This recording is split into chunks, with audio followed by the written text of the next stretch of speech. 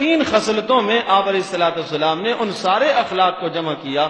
آپ علیہ الصلوۃ والسلام نے حضرت علی رضی اللہ تعالیٰ عنہ سے ارشاد فرمایا، اولا ادلک علی اخلاق الاولین والآخرین، کیا میں آپ کو پہلے لوگوں کے اور آنے والوں کے اخلاق نہ بتا دوں؟ کہا جی اللہ کے ضرور، آپ ضرور بتائیے۔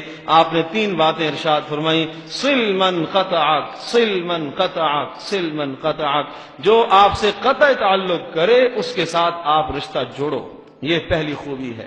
صل من قطعک، جو تعلق توڑ رہا ہے اس کے ساتھ آپ اپنا تعلق قائم کریں، یہ اخلاق کا اعلیٰ درجہ ہے۔ یہ حضرت محمد صلی اللہ علیہ وسلم یہ اخلاق لے کے آئے ہیں۔ مکہ والے آپ علیہ الصلوۃ والسلام سے دور بھاگ رہے، پھر نبی پاک صلی اللہ علیہ وسلم قریب کر رہے، پھر وہ دور ہو رہے، پھر آپ علیہ الصلوۃ والسلام قریب کر رہے، معاف کر رہے ہیں، معاف کر کے قریب کر رہے، اور ان کی ہدایت کی دعائیں کر کر کے آپ علیہ الصلوۃ والسلام انہیں قریب بلا رہے ہیں۔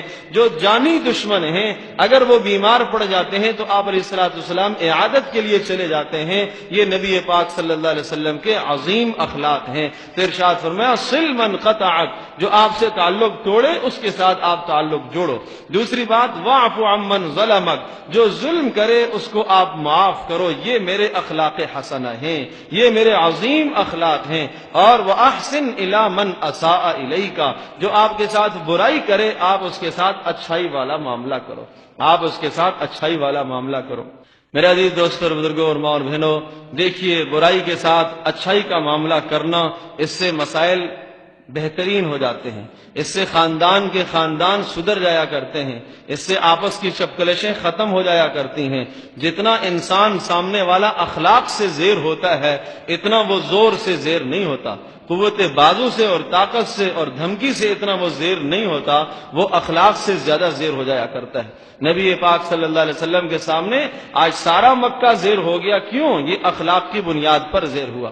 ایک مثال سن لیجئے، کسی نے ایک حکایت لکھی ہے کہ ایک آدمی ہے اور اس کے آگے پیچھے دو چار اس کے چاہنے والے، محبت کرنے والے کسی جگہ سے گزرے، اور وہ جو صاحب تھے ان کے ساتھ دو چار چھ چاہنے والے بھی تھے۔ ایک جھاڑی، کانٹے دار جھاڑی کے پاس سے ان کا گزر ہوا تو دیکھا تو ان کا دامن جھاڑی کے ساتھ الجھ گیا۔ اب یہ جو محبت کرنے والے تھے، چاہنے والے تھے، انہوں نے کہا اس جھاڑی کو کیسے ہمت ہوئی کہ ہمارے حضرت کا دامن یہ پکڑ کے کھینچ رہی ہے اور یہ تار تار کر رہی ہے، پھاڑ رہی ہے۔ کسی نے جناب ڈنڈا نکالا، کسی نے تلوار نکالی کہ جھاڑی کی کیسے ہمت ہوئی، اور وہ کاٹنے لگے۔ تو یہ اللہ والے تھے، انہوں نے کہا صبر صبر، مت کاٹو۔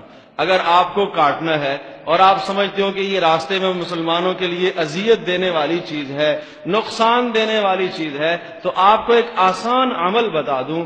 کیا کہا آپ ایسا کرو، شربت، میٹھا میٹھا شربت لا کے یہاں ڈال دو۔ چنانچہ انہوں نے میٹھا شربت لا کے ڈال دیا۔ دوسرے دن دیکھا تو ساری چونٹیوں نے اس کو جڑ سے ہی اکھیڑ دیا، کھا کے کھوکھلا کر دیا۔ تو فرمایا کہ دیکھو، جہاں مٹھائی سے بات چل سکتی ہے تو وہاں آپ کو ڈنڈا اٹھانے کی کیا ضرورت ہے؟